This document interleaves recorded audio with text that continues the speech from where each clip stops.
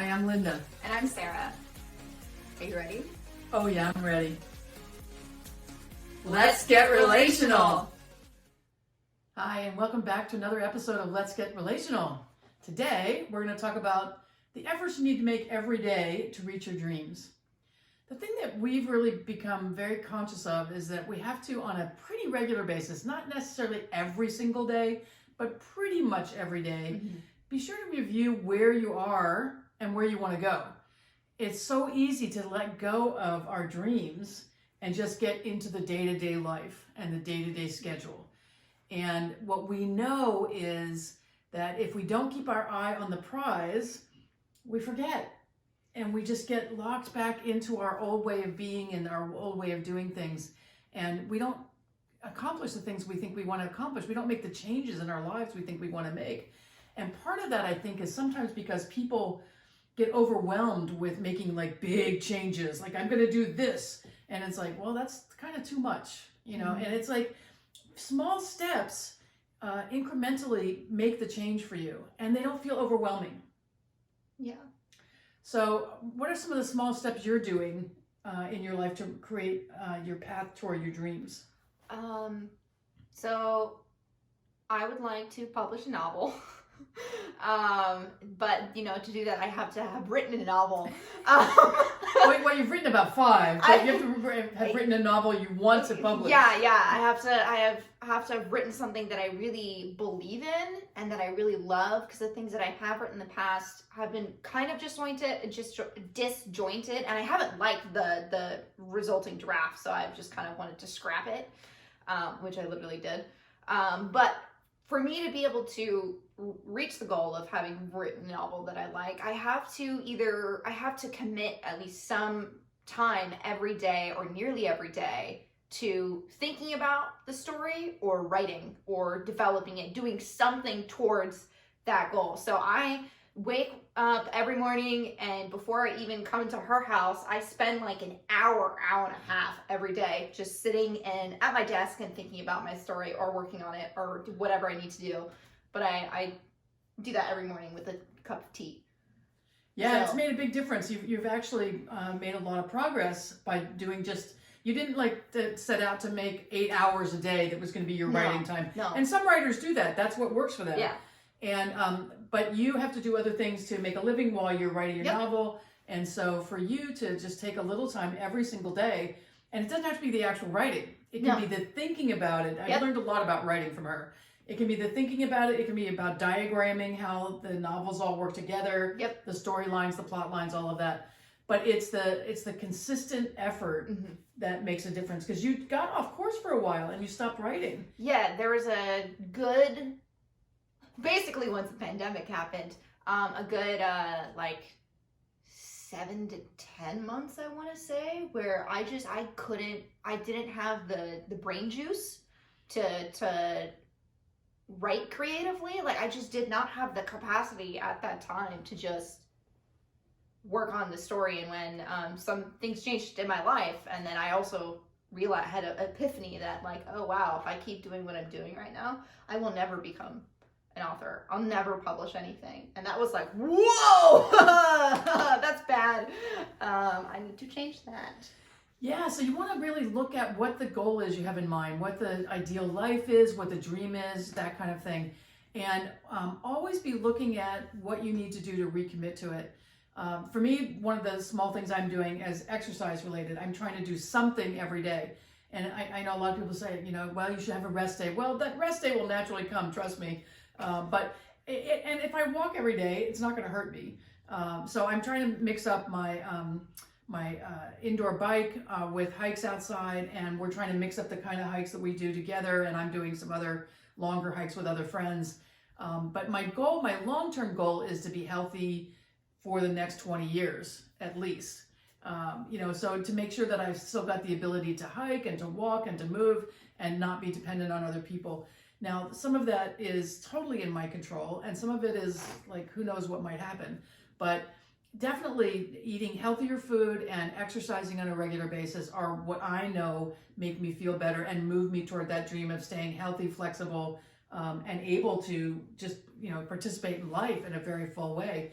I have a lot of friends who are moving toward ages where in the past a lot of people were more limited, mobility and all of that. And a lot of us, because we've got this commitment to continuing to move and to build on that, we're realizing our dreams of being able to be physically active into our 80s and 90s.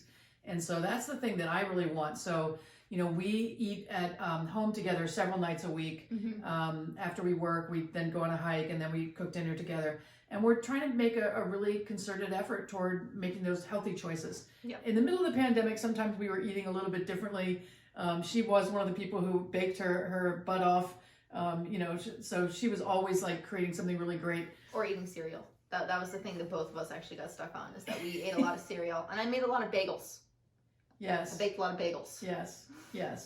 So, so like moving out of that and looking toward the future of what feels good, when are the times you can have those treats, the bagels and the cereal and all of that. But what I realized in all of this was I have to keep recommitting to what it is I want. And I can't make it so lofty of a goal that I'm not going to do it.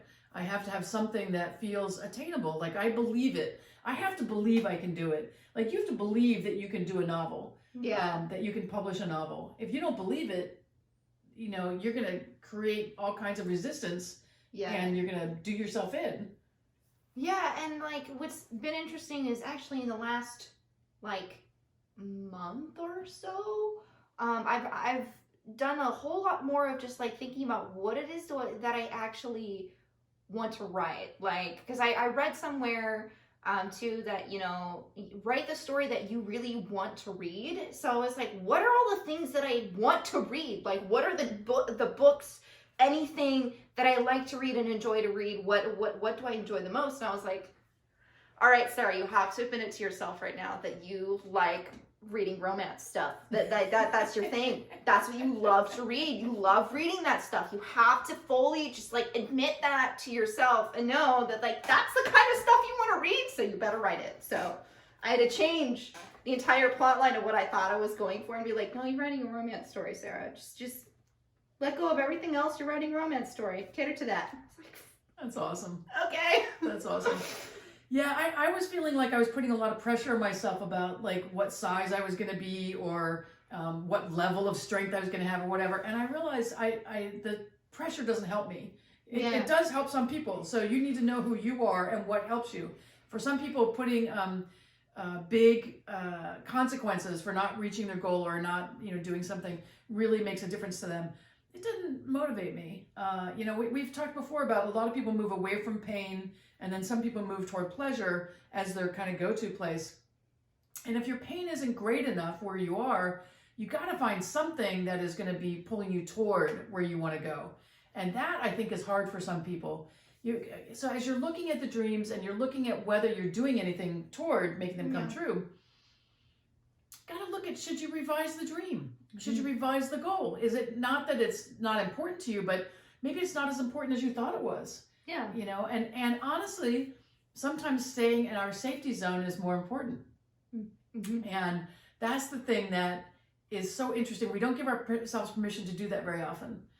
But during the pandemic, I think you and I both learned, like, there were certain things we could do and certain things we just weren't able to do either. Yeah. And they were different for each of us. But just to allow ourselves to be was a really huge gift. And I realized for myself that through the pandemic and all of the kinds of stuff that happened with it, that there were some places where I was looking at myself differently in ways that I hadn't for a long time. Lots of shame and blame and just not feeling good about myself. Really, my self-esteem was taking a little bit of a knocking. And I had to keep stepping back and saying, okay, what's really the most important? What do I want more than anything else? And who do I want to be with? Who do I want to spend time with? What makes a difference to me? And so one of the things we realized is sometimes you got to take a break. So sometimes you'll say, you know what? I'm not writing for the next 3 days. I'm just going to let it all percolate and it's going to be fine. Yeah, because when you're, depending on who you are as a person and how your brain works, you might need to do a little more of just thinking about what it is that you need to do. Like, you have to let it percolate. You got to let it simmer on the back burner. That you're still working towards it, but you're not taking action yet because you're still figuring out what it is that you want to do. You're still working out the kinks, that kind of thing. Like how you the effort that you make every day is going to be different for every person. And you get to decide what the effort looks like. No one else gets to decide that for you. So like figure out what works for you and then do that. Yeah, and really examine your resistance. I love playing with resistance when with our clients. It's just like, it's really fun. It's like, and I'm very calm about it, and it kind of irritates them sometimes. But it's just like, I just want to know, well, okay, you say you want this, but you're not taking any steps toward it. What are you resisting? Are you resisting something that's going to be way better? Are you resisting something that feels out of your comfort zone? Are you resisting the unknown? That's a big one for me sometimes. That I resist what I don't know is going to be on the other side of what I'm doing. So if I'm looking at creating a more heart-centered, expansive life, I don't really know what that looks like when I'm up against people who are not so heart-centered and connected. Sometimes I can experience them as very harsh. And so I have to really look at, my dream to be that kind of heart-centered person and expansive, and also pair that with being very strong and letting any other stuff just fall off of me.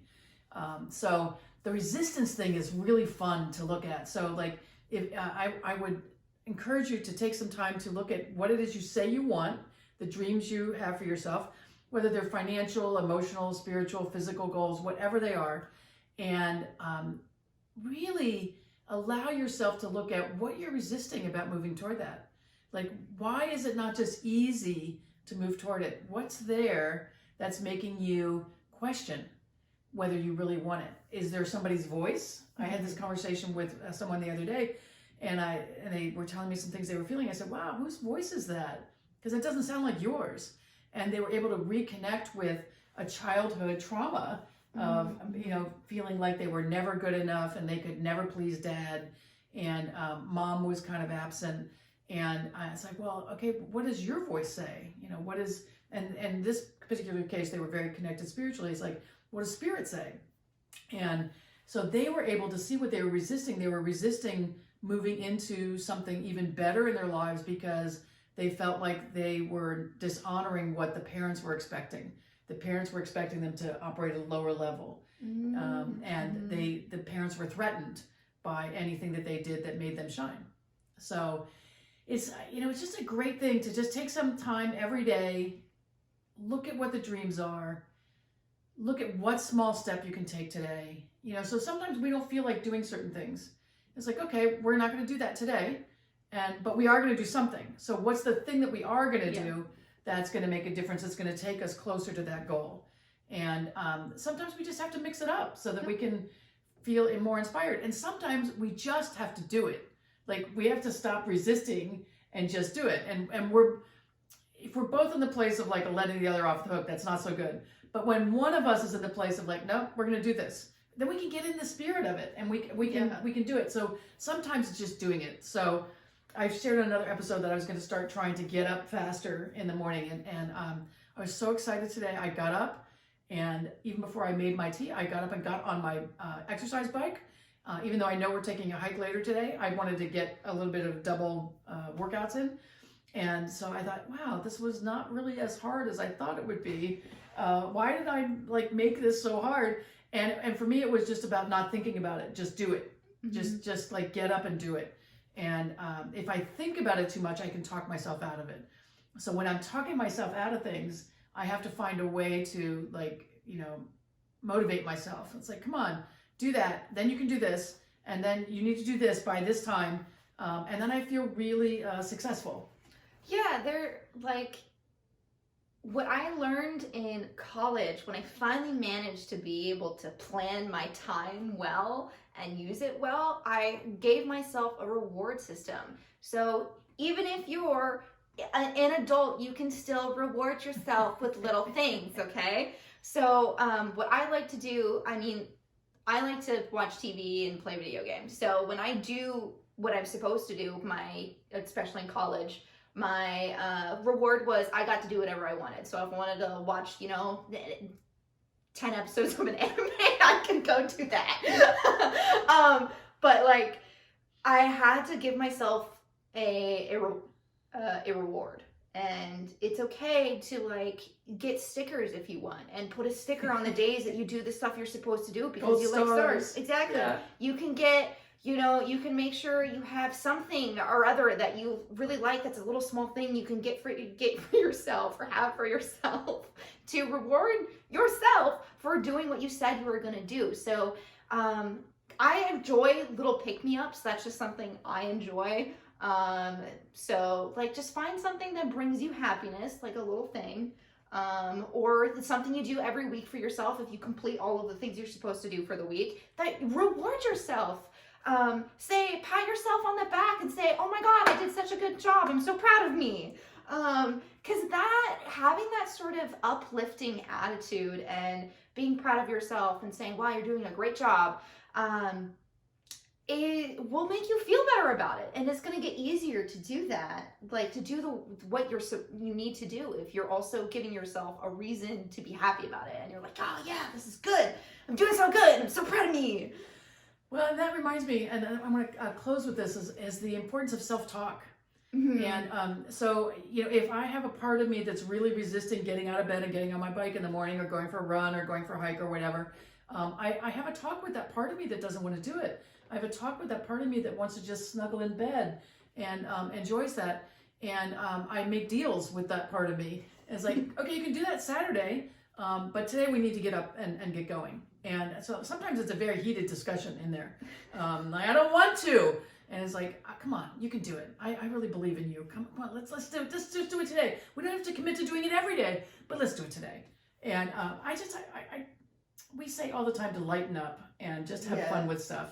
And that's the thing. Like, if you are a gold star sticker kind of person, get them. Yep. You know, whatever it takes for you to feel like you are lightening things up and making it more fun. Like, make it fun. I have a bunch of clients we've worked with over the years that everything was so heavy in their lives. And once we helped them lighten things up, it totally changed their relationship with their work and with the people in their lives. And so I can't emphasize that enough. We take ourselves way too seriously sometimes. We take life too seriously sometimes. Yeah. And to really take the time to keep your eye on the prize. What is it you want? What are you moving toward? And what small step can you do every day? And if you're not committed, revise. You know, just make sure that you've got something in front of you that you're moving toward, and that you're also being present in the moment as you're doing that. And that's the thing. A couple times when we were traveling recently, I was feeling myself going to the future of some things I had to deal with when we got back. And I just kept saying, be here now, be here now. And it's like I could take away all of that anxiousness and worry, and I just kept repeating that to myself. Be present right now where you are. This is the right thing to do right now. And you can lay down the feeling that isn't helping you right now. I can go back to visit that anxiety another time. I can go back and visit that fear another time. But for right now, I'm going to be right here where there's nothing to be afraid of, except that one hike we did where it was so slippery. Yeah. But even with that, you know, we could have gotten really scared on that hike and turned back, but turning back wasn't any better than going forward. No. But it was a really interesting practice in just staying present to what is. Okay, we can get over that boulder. Okay, we can get through that dry creek bed. Yeah. And just continuing one step in front of the other to really get where toward what we wanted. We wanted to have a really cool experience in this valley in Hawaii, and it was spectacular. We wanted to see a waterfall. That was what we went. We saw the waterfall too. They were very sad though, but the actual scenery that we got to see once we got, it was like an uphill climb for a while. But once we got to a ridge in this valley, I felt like I was on another planet. It was so pretty. Yeah, it was amazing. But it's that sense of just the self-talk and keeping our eye on the prize. We knew that we had seen some pictures. We knew that vista was coming, and we didn't know the waterfall was that sad, but it indeed was. It was not really much of a waterfall. Although I have to say, if it had been any wetter in there, that would not have been good. It would not have been fun to cross. So like, luckily, like I guess it was a good that it was a sad waterfall. But you know, it was just like we were constantly checking in with each other, making sure that we were stepping correctly, like we were watching out, because it was a really muddy hike. Everything was very slick. A lot of it was uphill, and we were also, it was really humid and hot, so we were just covered in sweat. So like there's a lot of things that were not so great about the hike, but the things we got to see were quite beautiful. Yeah, so again, this is just like fulfilling your dreams and your goals. You know, we kept our eye on the prize, which we knew there was this amazing view coming up, and we didn't even get too upset about the mud that was all over our bodies. Yeah. And our shoes were never the same again after that. But you know, what we did was we stayed present in the moment, and we didn't get too afraid. Because I've hiked with some people who've gotten so afraid of things like that they get immobilized, and you have to like talk them into, you know, getting where they need to go. And so self-talk, it's like super important. Yep. So do it. Make an effort every day to fulfill your dreams. You got this. And until next time, we believe in you and we love you.